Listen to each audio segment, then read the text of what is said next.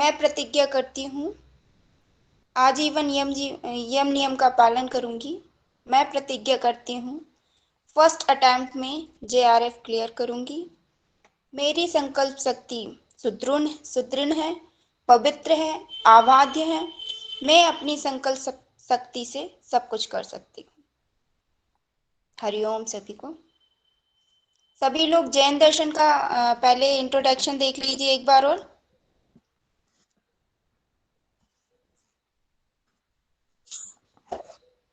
जैन दर्शन में क्या क्या था?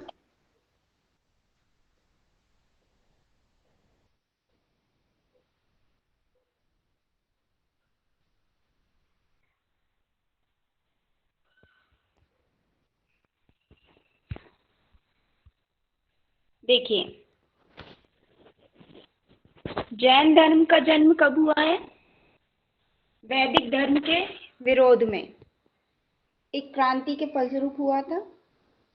ये 5वीं और 6ठी शताब्दी के टाइम का है। इसी टाइम पे क्या है, बौद्ध दर्शन भी आया था। जैन दर्शन में जो जिन शब्द की संज्ञा ली गई है उसका अर्थ होता है जीतना।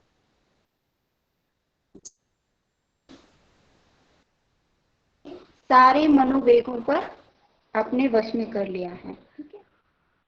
जैन मत के प्रवर्तक कौन है? जैन मत में जो प्रवर्तक होते हैं वो महावीर स्वामी हैं। और तीर्थंकर को ही जिन के नाम से पुकारा जाता है। जिन क्या होता है? जिनने काम, क्रोध और आदि 18 प्रकार के दोषों को जीत लिया है, उन्हें तीर्थंकर कहते हैं। इसमें पहले तीर्थंकर थे ऋषभदेव, 24वें थे महावीर, जिनका वर्धमान भी बोला जाता था, बचपन का नाम। प्रमुख इनके दो संप्रदाय थे, श्वेतांबर और दिगंबर। श्वेतांबर थे जो वस्त्र धारण करते थे, वो भी सफेद कलर के, और दिगंबर क्या होते थे? वस्त्र धारण नहीं करते थे। मैम एक क्वेश्चन है। हाँ बोलिए। अगर इसके क्या बोलते हैं प्रवर्तक महावीर स्वामी थे और इनके जो प्रथम तीर्थंकर थे वो हम ऋषभ देव जी को मानते हैं, तो फिर उससे पहले क्या स्वरूप था जैन दर्शन का? मतलब तीर्थंकर कहाँ पर हुए, मतलब किसमें हुए ऋषभ देव जी और बाकी जो थे वो सब? देखिए, ये सारा आप हिस्ट्री में जाके देख सकते हैं। मैंने थोड़ा सा पढ़ा था हिस्ट्री में। हिस्ट्री में सभी जो है ना, ये धर्म सारे हिंदू धर्म से ही निकले हुए हैं। ओके। पहले इनका कोई ऐसा कोई अस्तित्व नहीं था, सिर्फ एक हिंदू धर्म था। फिर सभी ने जाके पहले बौद्ध बन गए, जैन बन गए, और जहाँ की मोमडन्स भी हिंदू धर्म से ही आए हुए हैं सारे। इन लोगों का कोई ऐसे अस्तित्व नहीं मिला है कभी। इनने महावीर स्वामी ने जाके तपस्या करी, बौद्ध भगवान ने, गौतम बुद्ध ने तपस्या करी। ये लोग सब हिंदू धर्म से ही आए हुए हैं। आप हिस्ट्री में जाके देखिए, इनका कहीं कोई ऐसा कुछ अस्तित्व नहीं है, यहीं से अस्तित्व में आए हैं 15वीं शताब्दी में। ऐसा जी पांचवी, मैम। इनका ऐसा हाँ। कुछ नहीं मिला है। हाँ मैम, वो हिंदू धर्म से, क्योंकि जो लोग मूर्ति पूजा और ये कर्म कांडों के विरोधक थे, तो इसके लिए इन्होंने ये धर्म स्थापित किया। मैंने भी पढ़ा है मैम। और ऐसे ही जो आर्य समाज की स्थापना भी ऐसी ही हुई है।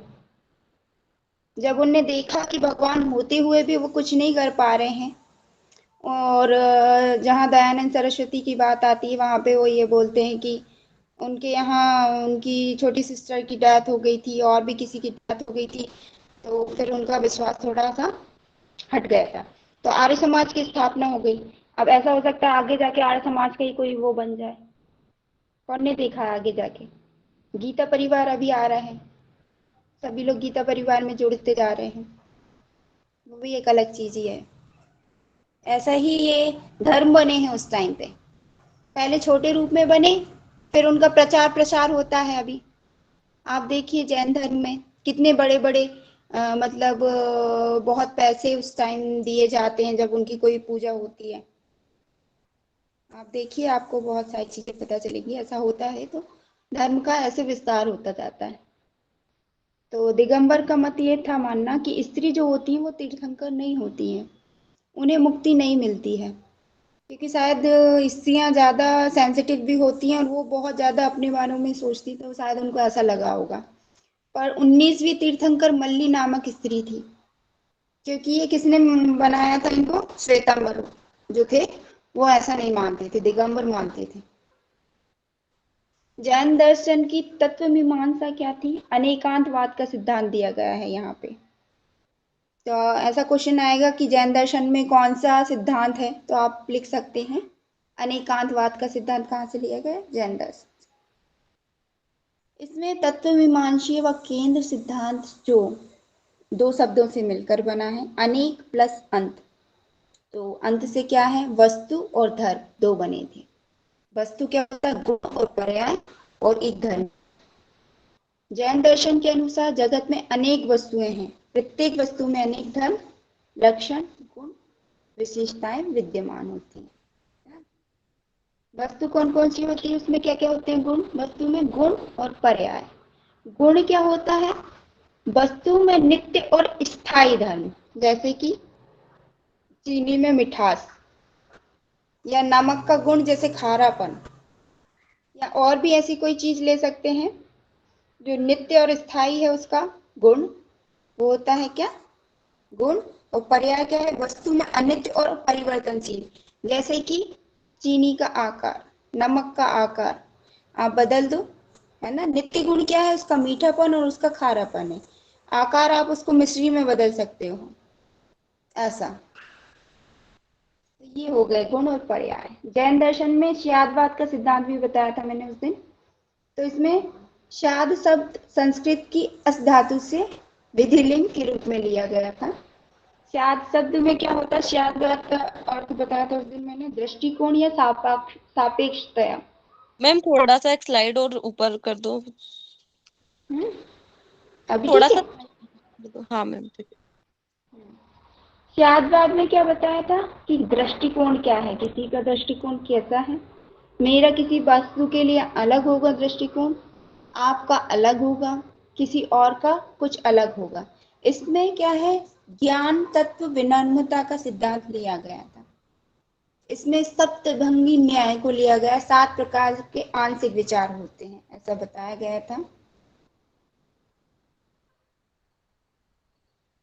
इसके अनुसार, श्यादवाद के अनुसार ये है कि सभी लोगों का जो क्या बोलते हैं, ज्ञान जो है वो आंशिक है, पूर्णतः नहीं है। सभी के पास क्या है? कुछ हद तक ही ज्ञान है, पूरा नहीं है। इसलिए इनने 7 प्रकार का बताया था। स्याद अस्ति च, स्याद नास्ति च, स्याद अस्ति च नास्ति च, अव्यक्तम च, ऐसे करके इनने 7 बनाए थे। द्रव्य क्या होता है? जो धर्मों को धारण करता है उसको क्या बोलते हैं? धर्म बोलते हैं, द्रव्य बोलते हैं। ये ठीक है। 7 जो स्यादवाद है, स्याद नास्तिवाद, ये आता है एग्जाम में? नहीं, ये नहीं आता है, ये सुपरफिशियल जा रहा है इसलिए। ठीक है मैम, जो इम्पोर्टेंट हो उसको हाईलाइट कर देना या बता देना। ठीक है।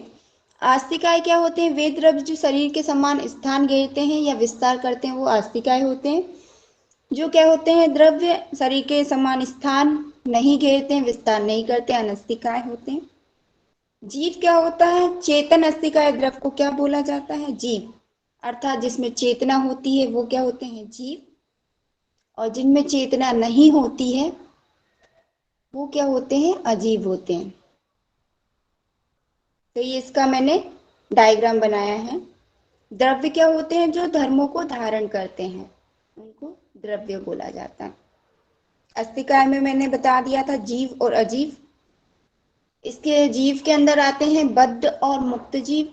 और बद्ध में भी क्या आते हैं अंदर? स्थावर और त्रस जीव।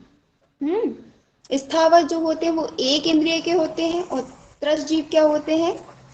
तो त्रस जीव के लिए बताया गया है एक इंद्रिय, 2 इंद्रिय वाले, 3 इंद्रिय वाले, 4 इंद्रिय वाले और 5 इंद्रिय वाले। तो पहले 2 इंद्रिय वाले, जिनमें 2 इंद्रियां होती हैं। पहला होता है स्पर्श और स्वाद। किस किस में होता है? घोंगे में और शीप में। स्पर्श करते हैं तो पता चल जाता है, उनके 2 ही होती इंद्रियां जागृत।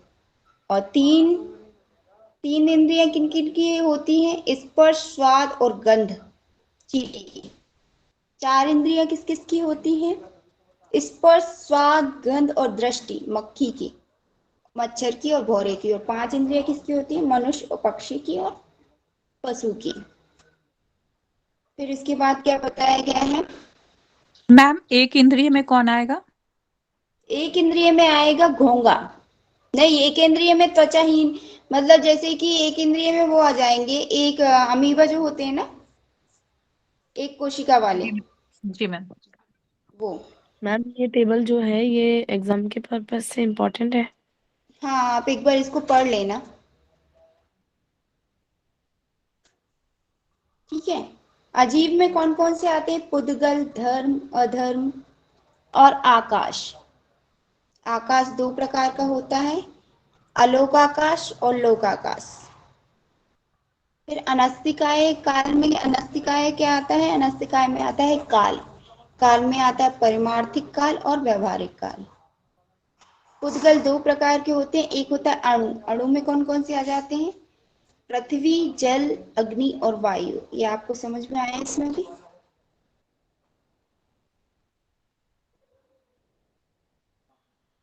जिनमें चेतना नहीं होती मैम, वो क्या होते हैं? अजीब होते हैं। हाँ जो आप बोलिए। अमीबा करके बोले ना, वो तो सिंगल सेल ऑर्गन है। एक इंद्रिय में ऐसा जीव आएगा जिसकी सिर्फ एक इंद्रिय है, मतलब वो जिनमें सिर्फ स्पर्श काम करता है, वो वाले जीव आएंगे। वो तो सेल वाला हो गया ना, मतलब बट साइंटिफिक वाला हो उसमें गया ये। हम्म एक ही जीव में वही आएंगे, और बाकी मैं देख के बता दूंगी आपको, ठीक है। जीव की विशेषताएं मैंने बताई थी आपको, या आत्मा की, कि वो नित्य होता है, आकार विहीन होता है, ज्ञाता होता है जीव, कर्ता होता है, भोक्ता होता है। जीव स्वभावतः अनंत है, उसकी कोई मूर्ति नहीं है, उसके बावजूद भी वो मूर्ति ग्रहण करता है, अमूर्त है वो। 4 प्रकार की पूर्णताएं पाई जाती हैं जीवों में: अनंत ज्ञान, अनंत शक्ति, अनंत दर्शन और अनंत सुख। मुक्त जीव क्या होते हैं और बद्ध जीव क्या होते हैं, जो उसमें टेबल में दिए गए हैं वो बता रही हूँ। जिन्होंने मोक्ष को प्राप्त कर लिया है, कर्म फलों से पृथक जीव जो होते हैं वो क्या होते हैं? मुक्त जीव होते हैं। और बद्ध जीव क्या होते हैं? उन आत्माओं को कहा जाता है जो बंधन ग्रस्त होती हैं। कर्म फलों से युक्त जीव बद्ध जीव होते हैं, जैसे कि अपन लोग हैं। अपन लोग मतलब बंधन में रहते हैं ना, हमें फल की चाह भी रहती है, हम बद्ध जीव हैं। स्थावर मैम जीव क्या? मुक्त मुक्त जीव कौन? हम्म बोलिए। हेलो। हेलो। जैसे मैम आपने बताया मुक्त जीव जो होते हैं वो बंधन कर्म फल से मुक्त होते हैं, वो हम्म मुक्त जीव हुए। तो एग्जाम्पल के मतलब ऐसे कौन से लोग? तीर्थंकर बोले। जिन्होंने मोक्ष को प्राप्त कर लिया, कर्म फलों से पृथक जीव, जैसे कि महावीर स्वामी खुद को बता रहे हैं ना, उन लोगों को किसी फल की चाह ठीक। नहीं है ना, वो हाँ तो बस ठीक। कल्याण में लगे हुए हैं। हाँ ठीक। ऐसे ऐसे कोई वो नहीं है।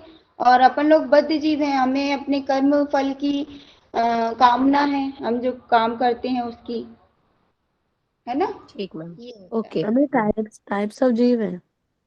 हम्म हम लोग अपन उसमें ले सकते हैं ना, समझने के लिए तो ले ही सकते हैं कि हम बद्ध जीव हैं, हम बंधन से ग्रस्त हैं।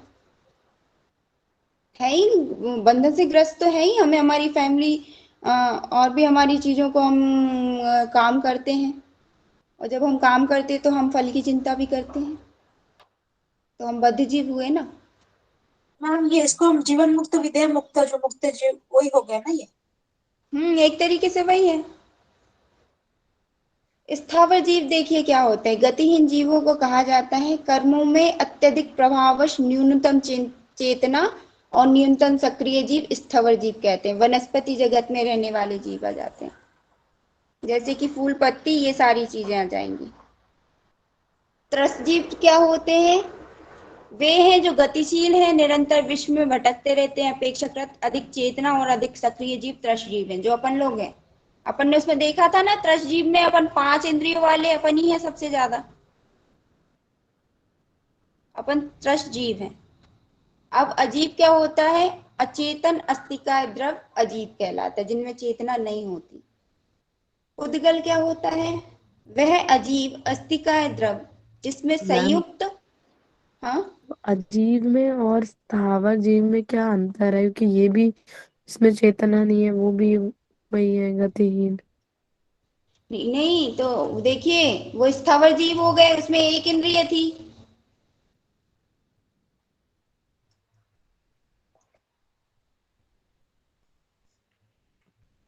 आप बोल रहे हो मैम प्लांट्स में एक इंद्रिया होती है, आप ये बोल रहे हो? हाँ, ये बोल सकते हैं। उनमें उनमें अपन को ज्यादा कुछ पता भी नहीं रहता है। स्थावर जीव बताए हैं उसमें, प्लांट्स को,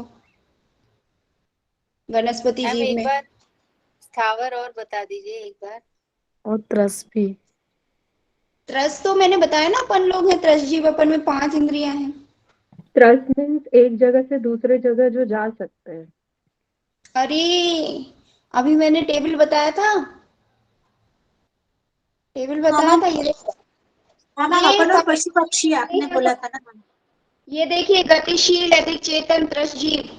स्थावर में यस। एक इंद्रिय त्वचीय गति है, त्वचा, और गतिहीन, गतिहीन नहीं होते ना पेड़ पौधे। यही चीज तो मैं समझा रही हूँ वहां पे। अभी अभी आ गया, अभी आ गया मैम होगा आपको। 2 से 5 इंद्रिय तक जितने हैं वो सारे त्रस जीव में आ जाएंगे ना? पर अपन सबसे ज्यादा गतिशील हैं। अपन में ब्रेन भी है। और हम्म।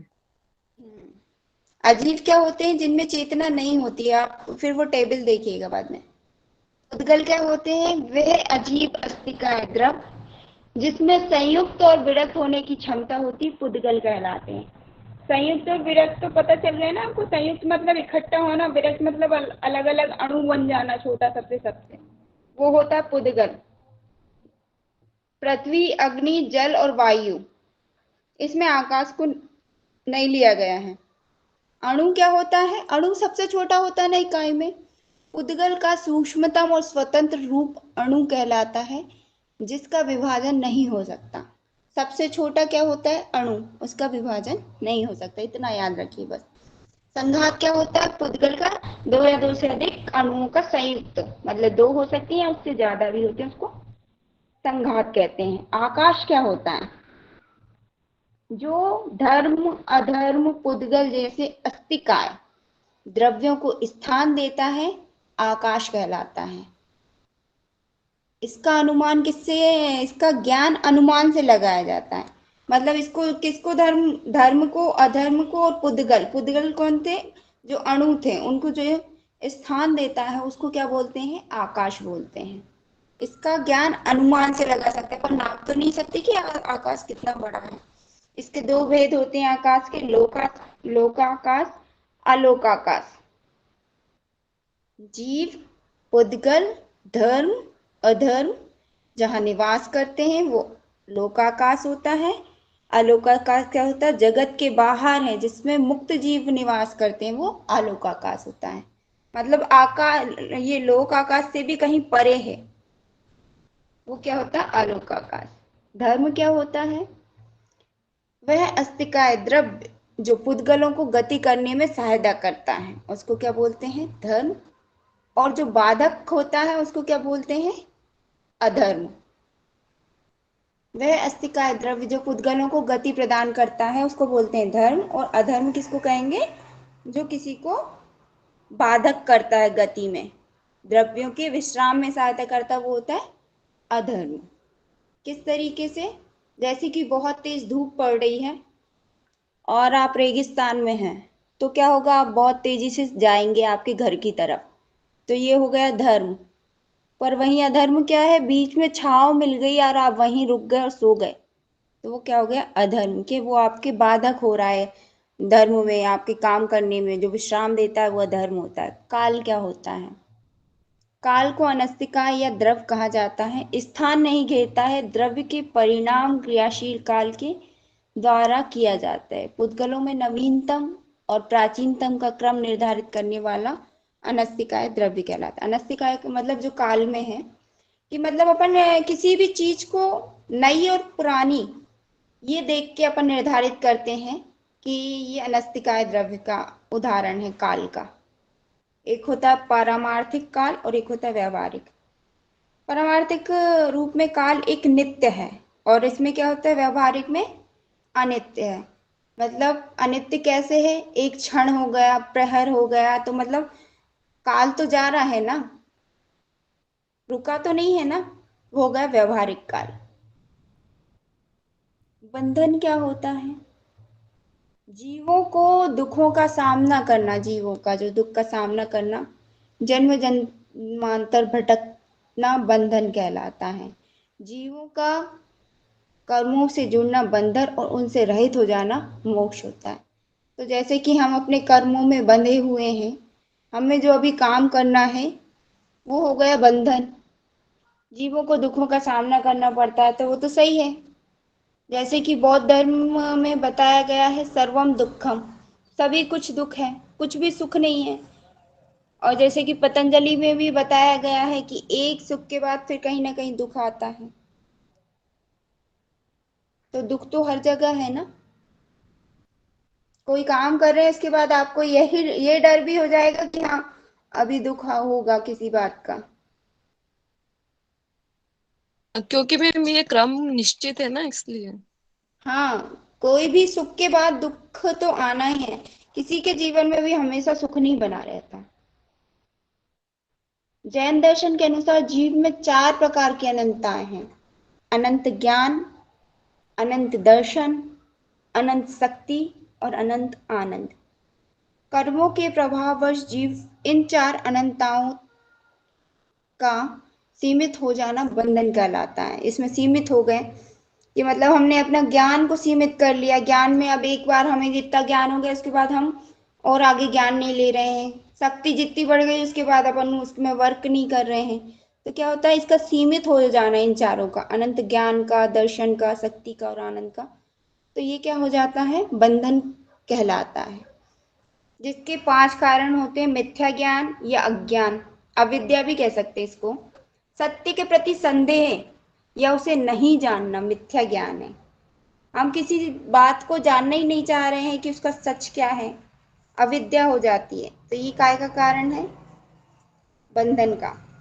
अविरति, जीव द्वारा अपनी अनंतताओं को भूल जाना, अपनी शक्तियों को भूल जाना, उसको क्या बोलेंगे, अविरति। प्रमाद, कर्तव्य और अकर्तव्य के बीच स्थित जीव को निष्क्रिय अवस्था बोलते हैं, प्रमाद की।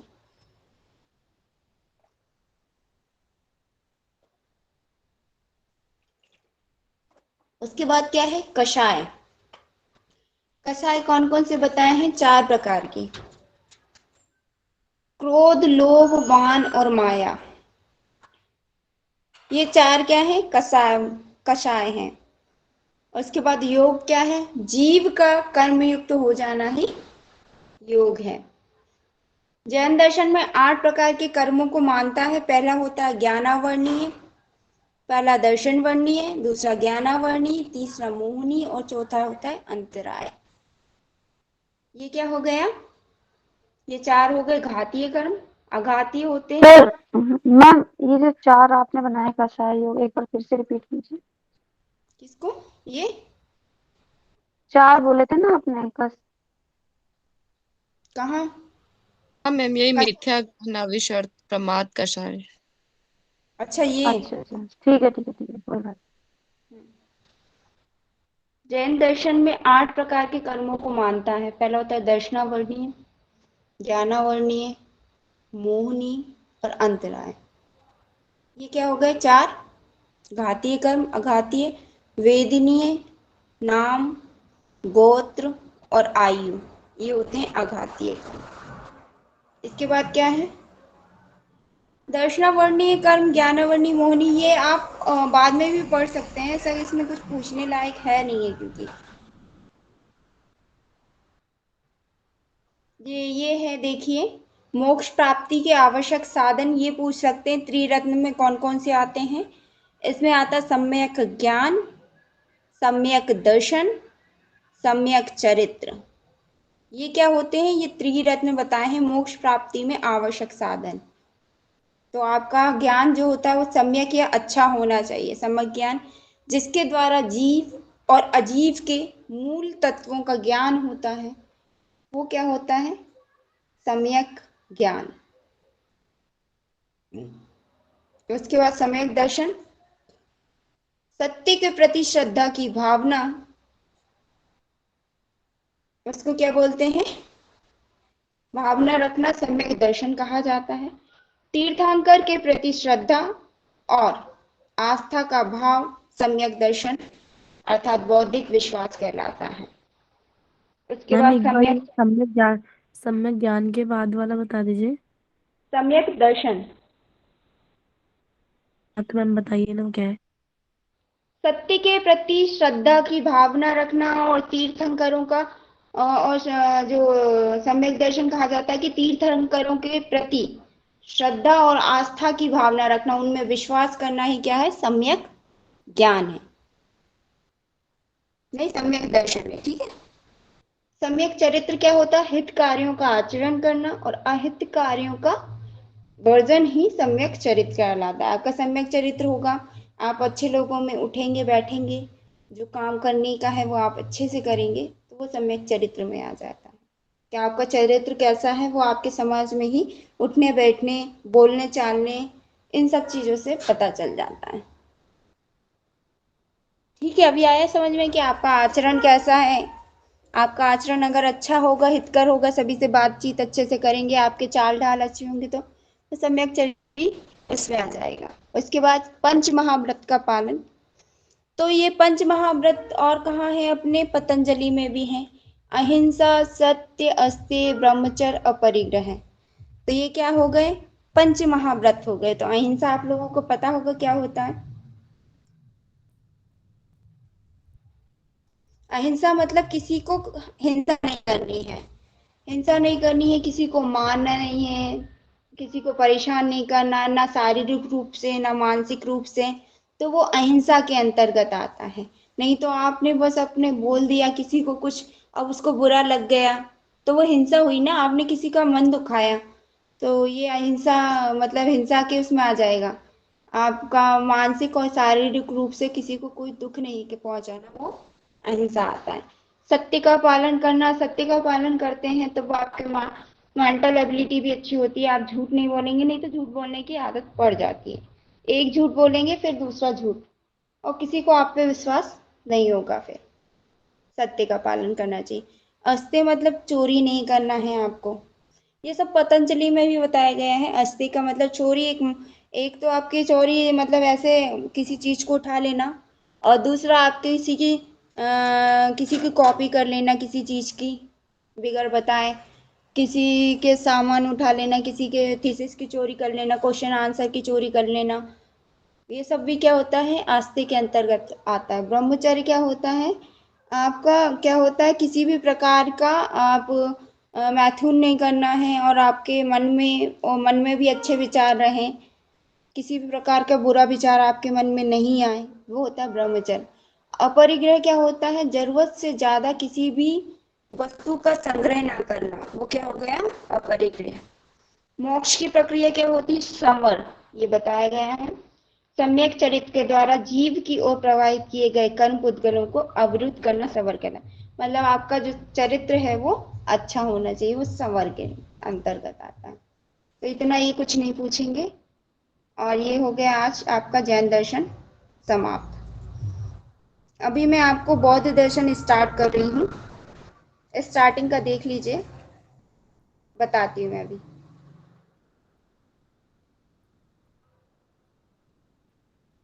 हमें जैन दर्शन के ही त्रिरत्न है ना, सम्यक ज्ञान, सम्यक दर्शन, सम्यक चरित्र।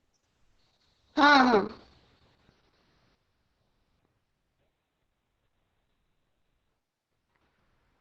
मैम तो आपने बोला था कि मैं दर्शन खत्म होके बताऊंगी क्या क्या चीजें इसमें जो पढ़नी है एग्जाम के लिए। ये तो बहुत डीप था मैम, इतना पढ़ नहीं पाएंगे, ऊपर से बहुत टफ लैंग्वेज में। नहीं नहीं, इतना ज्यादा हम नहीं इसमें आएगा पर। क्वेश्चन कैसे बनेंगे, तो मैम क्वेश्चन वो कैसे तो बनेंगे? हमें पता है कि इतना ज्यादा नहीं आएगा, बट क्या आएगा वो तो बता दीजिए। बताऊंगी बताऊंगी, रुकिए आप जरा, अभी ये बौद्ध दर्शन के मैं देख लूँ जरा।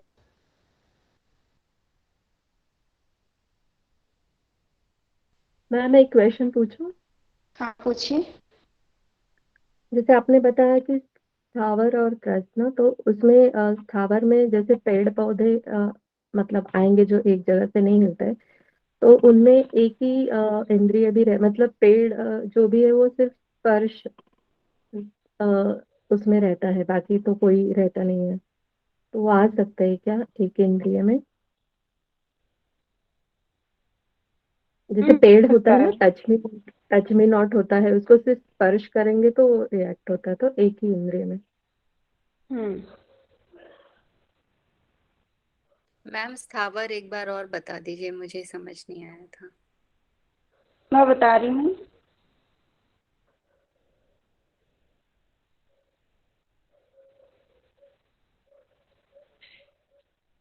मैम स्थावर वही होगा ना कि जिसमें जीव तो है, जान जिसमें ग्रोथ है, पर वो अपनी जगह से हिल नहीं पा रहा है। जैसे कि आपने पादप जीव लिए थे ना उसमें स्थावर में, पेड़ पौधे, जी पेड़ मैम, वही पौधे लिए। मैं बोल रही हूँ। हाँ, तो वो स्थावर जीव में आ जाएंगे। ये क्या हो गया भाई? और अजीब में मैम जो कोई सामान है, अगर उसी पेड़ से कोई फर्नीचर बन गया तो वो अजीब में आ जाएगा।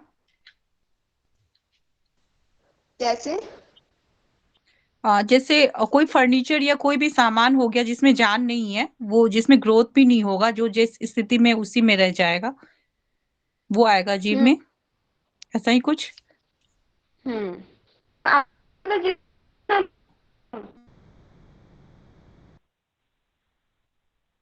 जितना है, वो अजीब में आ जाएगा।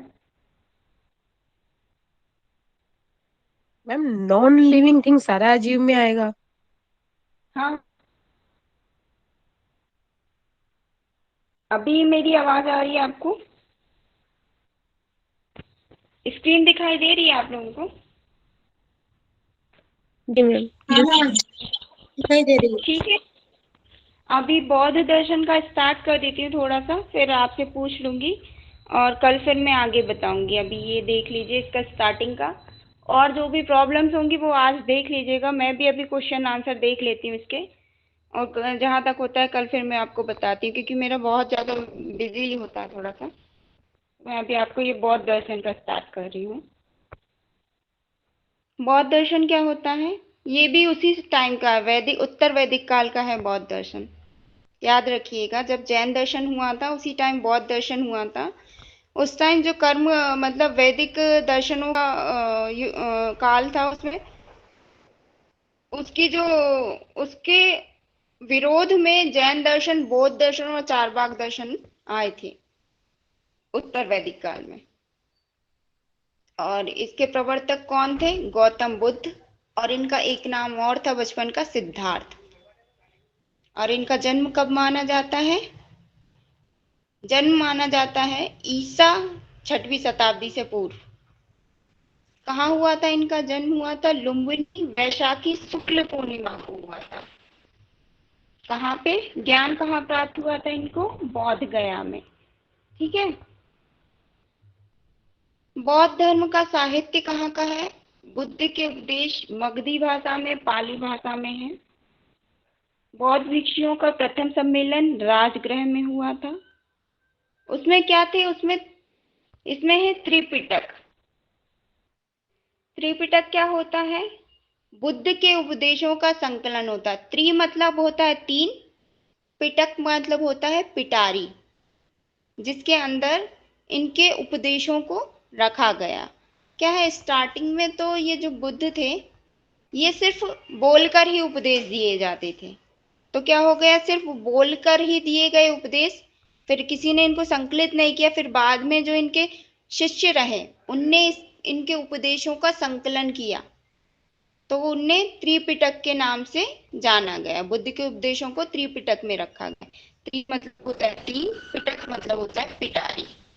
पहली होती है सुत्त पिटक, दूसरा विनय पिटक, तीसरा अभिधम्म पिटक।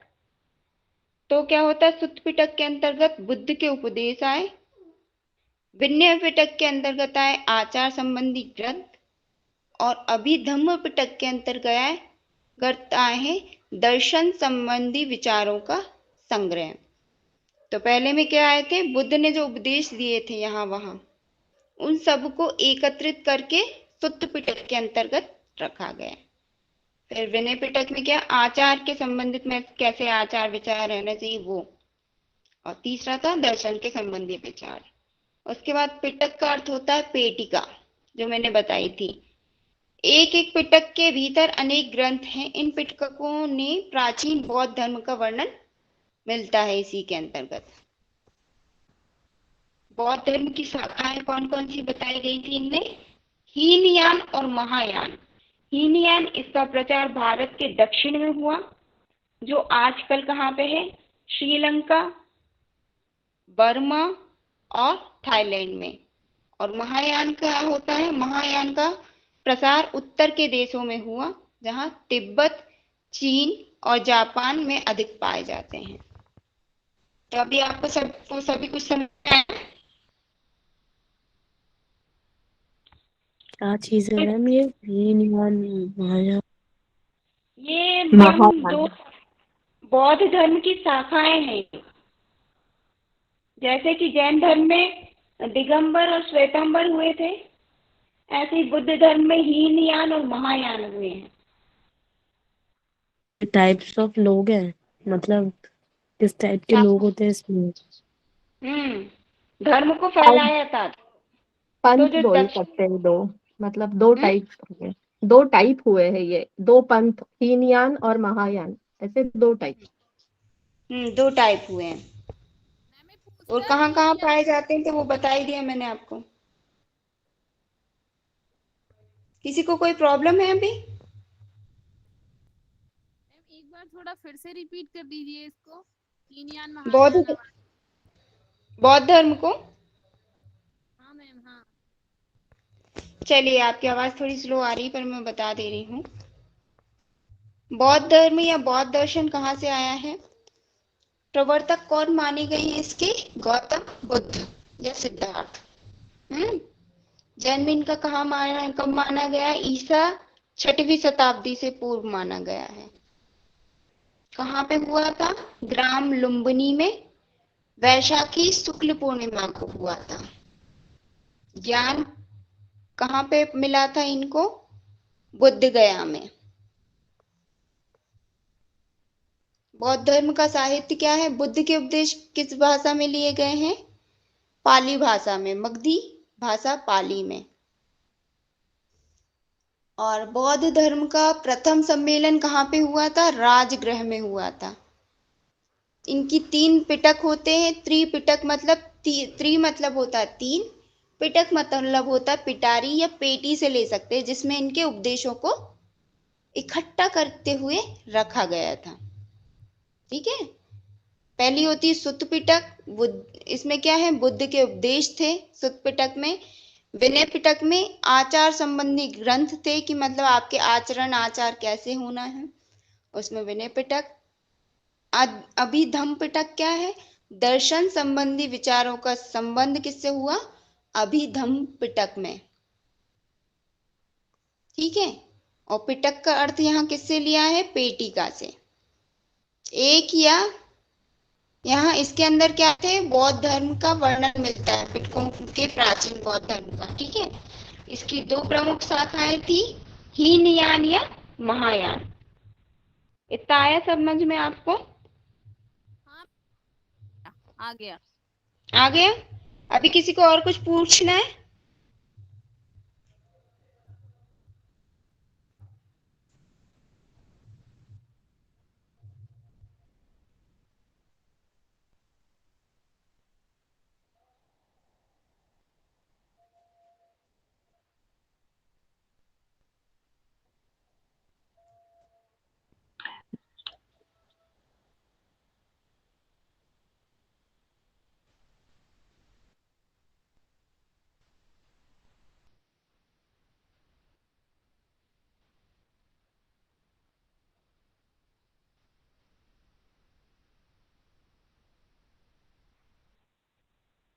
अभी आपको दिख रहा है, ये इसके आगे का है। बौद्ध दर्शन के 4 आर्य सत्य क्या क्या हैं? बौद्ध दर्शन के 4 आर्य सत्य हैं, दुख समुदाय। आप लोगों को सुनाई दे रहा है, कोई बोलेगा? हाँ हाँ हाँ मैम जी मैम। सुनाई दे रहा है। ठीक है, तो बौद्ध दर्शन के 4 आर्य सत्य क्या है? दुख, दुख का समुदाय या कारण, दुख निरोध या निर्वाण या मोक्ष, और चौथा है दुख निरोध अष्टांगिक मार्ग, जो अभी मैं बताऊंगी। उसके अंतर्गत क्या क्या आता है ये देखिए। अष्टांगिक मार्ग के अंतर्गत सम्यक दृष्टि, सम्यक संकल्प, सम्यक मैम वाक। मैम इसमें आप इम्पोर्टेंट नोट्स बताओगे ना हमें?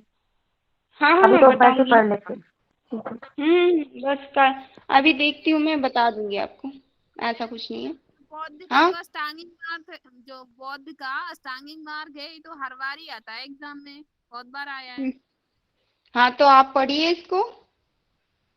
ये 4 आर्य सत्य तो आते हैं, आर्य सत्य भी आप देख सकते हैं, और इसका सीक्वेंस में याद कर लीजिए करना सबको।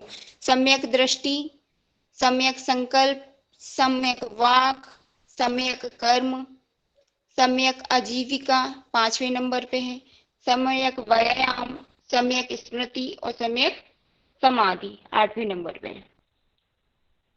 तो ये मैम ये आपको तीसरा और चौथा आर्य सत्य में यही है, दुख निरोध, दुख निरोध। हाँ, एक में है, देखिए एक में क्या है, दुख निरोध का मार्ग है, और एक है, एक ये दुख निरोध आ जाएगा, और एक में आएगा दुख निरोध का मार्ग। अष्टांगिक मार्ग है ना, तो ये दुख निरोध का मार्ग है यहाँ पे। ठीक है। ठीक है। मैम थर्ड पोजीशन पे दुख का उपाय ऐसे ले सकते हैं हम, मतलब जैसे दुख है तो दुख का कारण है तो उसका उपाय होगा, और उपाय है अष्टांगिक मार्ग है। नहीं, ये निरोध में मार्ग आएगा लास्ट में। दुख। हाँ निरोध, वो ठीक लिखा है आपने, दुख निरोध। मैम इजी इसको याद रखने के लिए वो योग दर्शन का है या है हेतु हानो हानो पाए, इससे रिलेट कर सकते हैं मैम उसको। अच्छा, हाँ बोलिए। तो अभी हे अष्टांगिक मार्ग हे, हेतु और हानोपाय। हानो और हानो पाए। दुख है तो उसका कोई कारण होगा, और उस दुख को मिटाने के लिए कोई निरोध करने के लिए कोई उपाय या मार्ग भी होगा, ऐसे 4 कर। हाँ, ऐसे आप इसको याद रख सकते हैं, अपनी अपनी ट्रिक बनाइए, याद आपको करना है, कैसे करना है वो आप देखिएगा थोड़ा सा। वैसे आपने अच्छा बताया है। तो अष्टांगिक मार्ग क्या होता है? सम्यक दृष्टि, सम्यक संकल्प, सम्यक वाक, सम्यक कर्म, सम्यक आजीविका, सम्यक व्यायाम, सम्यक स्मृति और सम्यक समाधि। तो अब इसके बारे में देख लीजिए क्या होता है। सम्यक दृष्टि क्या होती है? वस्तुओं के यथार्थ स्वरूप को जानना, जो नित्य है उसे नित्य के रूप में जानना, तथा जो अनित्य है उसे अनित्य के रूप में जानना। मतलब समान देखना, एक तरीके से जो जैसा है ना उसको उसी तरीके से देखना। जो नित्य है मतलब जो हमेशा है, जैसे कि आत्मा हमेशा है, तो उसको देखना कि हाँ ये हमेशा रहेगी, तो ये नित्य हो गई। और जो अपना शरीर है वो अनित्य है, वो कभी भी खत्म हो सकता है, तो उसको क्या है, सम्यक दृष्टि से देखना, जो जैसा है यथार्थ उसको वैसा ही जानना। सम्यक संकल्प, जो अशुभ है उसे ना करने का संकल्प लेना, समान सही करना, मतलब कि जैसे कि कोई काम बुरा है तो आप उसको नहीं करेंगे ऐसा संकल्प कर लेना, तो क्या होगा, ये सम्यक संकल्प। सम्यक वाक में क्या होता है? सत्य एवं प्रिय वचनों को बोलना या सही बोलना। आप किसी को भी झूठ ना बोलें, किसी को भी कटु ना बोलें, तो ये क्या हो गया, सम्यक वाक में आ गया। तो अभी तो समझ में आ गया, सम्यक दृष्टि, सम्यक संकल्प, सम्यक वाक, तो ये ऐसे याद कर लेना एक के बाद एक। फिर होता है सम्यक कर्मात, मतलब सही कर्म करना, बुरे कर्मों का परित्याग करना, जैसे अहिंसा, अस्तेय, इंद्रिय संयम। क्या होता है सम्यक कर्मात, मतलब सही कर्म करना, मतलब किसी को मारना नहीं है, कि कहीं चोरी नहीं करना है, और किसी मतलब अपनी इंद्रियों पे संयम रखना है, किसी दूसरे की चीज के प्रति अपन को मोह नहीं करना है। और सही कर्म करना है। ये सही जीविका का अर्जन करना, मतलब आप जो धन कमा रहे हैं ना, वो आप एक अच्छे मेहनत से कमाएं, किसी और के काम की चोरी ना करें, किसी और का बुरा करके या चोरी करके या उस तरीके से आप अपनी आजीविका ना चलाएं, किसी और का बुरा अहित करके। तो वो होता है सम्यक आजीविका। सम्यक व्यायाम मतलब दार्शनिक चर्चाएं करना, कहीं ऐसी कोई बातें नहीं करना विरोध वाली, कहीं कुछ बुरा नहीं बोलना है। तो ये संयमक व्यायाम हो गया। अब किसी को कुछ पूछना है क्या? कहीं कुछ समझ में नहीं सम्यक आया? वर्ड का मतलब क्या है? सम्यक वर्ड का मतलब समान तरीके से। हम समान है तो अच्छा। एक बैलेंस करके करना, इस तरीके से। अभी किसी को कोई परेशानी है? मैम सम्यक को आप यहाँ पे शुभ भी ले सकते हैं। तुम्हें मतलब बैलेंस भी ले सकते हैं, समान बोला है ना उन्होंने। हाँ और जैसे कहने का मतलब है समभाव होना, सभी को हम्म समान अवस्था में देखना। ऐसा बताया गया है। अभी किसी को कुछ ऐसा है कि जो समझ में नहीं आ रहा हो? सबको समझ में आ गया मतलब? पर जैसे सम्यक वाक मतलब अच्छे से बात करना। जैसे हम सम्यक वाक नहीं, वाक है उसके नीचे लिखा है सही बोलना, मतलब वाक तो बोलना हो गया, और सम्यक का मतलब सही है क्या यहाँ पे? क्योंकि बैलेंस का मतलब तो है कि अच्छा, मतलब दोनों चीजें बराबर होनी चाहिए, अच्छी बुरी। नहीं, पर यहाँ पर पे तो ऐसा सही होता है कि बोलना हमें है। शुभ शुभ करना है सब कुछ। सही बोलना है, सही तरीके से रहना है, सही आचरण करना है, अच्छा, इस अच्छा तरीके। सम्यक अर्थ अच्छा ले सकते हैं ना, अच्छा। हम्म मैम मैंने ओके। इनका एक विपश्यना किया था, तो उन्होंने सम्यक का अर्थ शुभ ही दिया था हमको वहां पे, तो इसलिए मैं अच्छा। मतलब वो लगा सकते हैं। हम्म मैम और 5th पॉइंट को एक बार और समझा दीजिए, सम्यक आजीविका। सम्यक आजीविका मतलब आप जैसे जीवक अपन जी रहे हैं ना, आप क्या काम करती हैं? आप क्या काम करती हैं? हाउसवाइफ हैं क्या? No ma'am. फिर क्या क्या करती हैं आप? अभी तो जस्ट मास्टर कंप्लीट हुआ है, तो अभी मतलब पूरे दिन जो क्लासेस चलती रहती है और सेल्फ स्टडी। अच्छा चलिए, अच्छा उसके बाद, अच्छा आपके फादर का कौन काम करते हैं? क्या मैम? सुनाई नहीं दी आवाज। या आपके फादर क्या वर्क करते हैं? फार्मेसी। आपके फादर फार्मेसी में?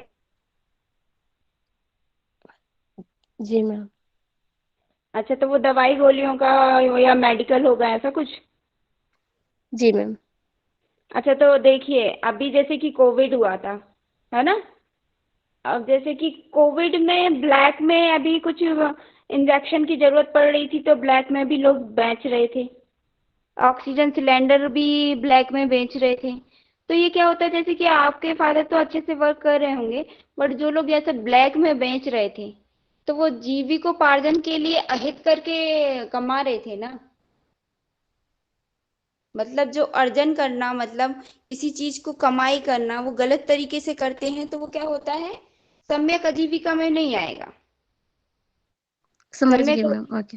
हाँ, कि आप अपनी मेहनत से कमाएं, कहीं कोई चोरी ना करें, किसी का बुरा ना करें, अहित ना करें, किसी का कुछ छीन के ना लेके आए, बेईमानी ना करें अपनी कमाई के उसमें।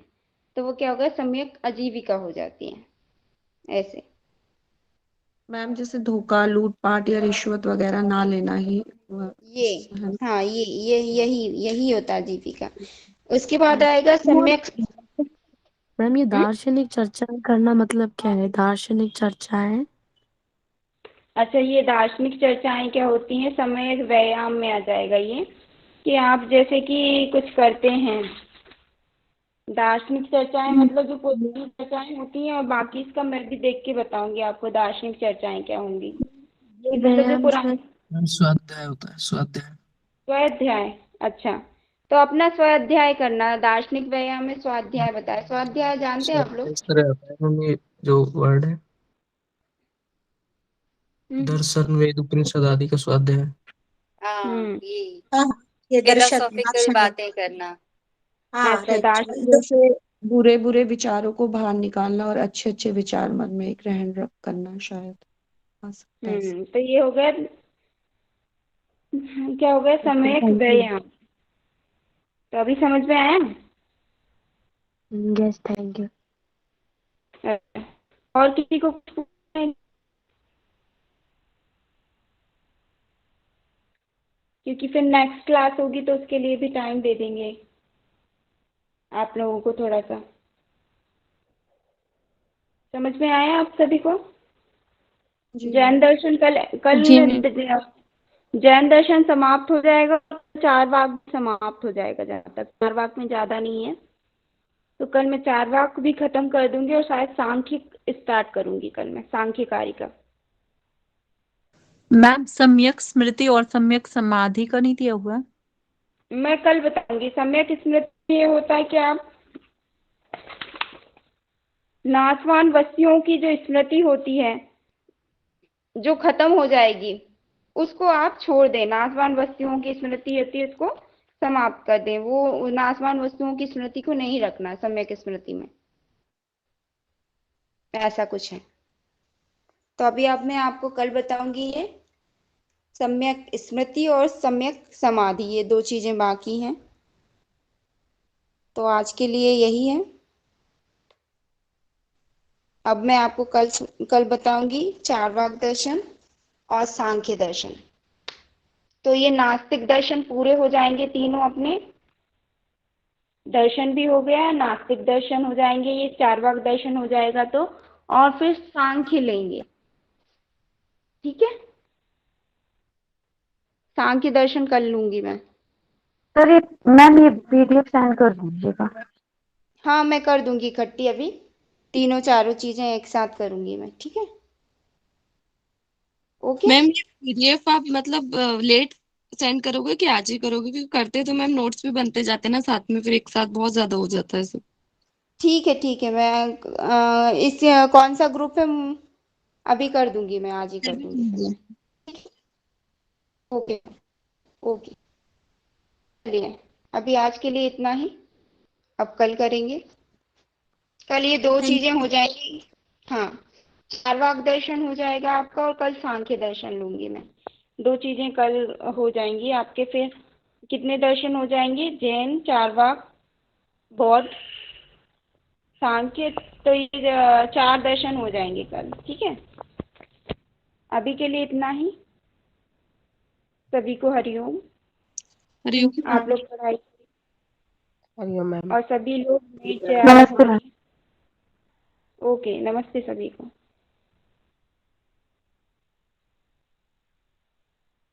चलिए, नमस्ते सभी को।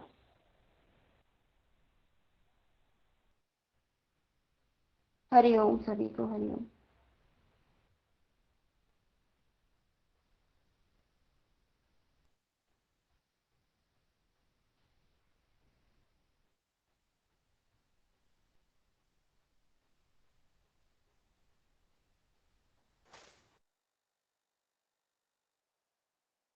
सर आ गए क्या?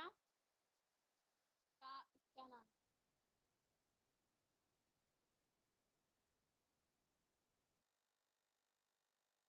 रूपम सर आ गए क्या?